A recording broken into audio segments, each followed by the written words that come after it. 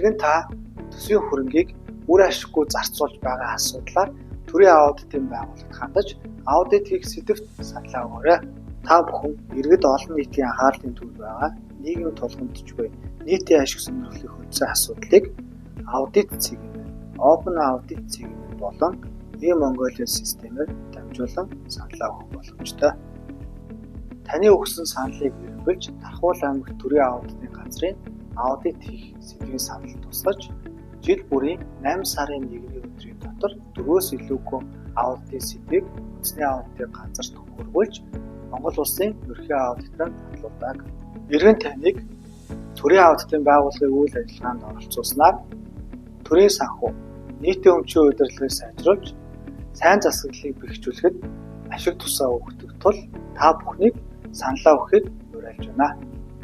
Иймээс Тархуул аймагт төрийн аудитын газрын аудит хийх саналыг доор холбоосоор орж өгнө.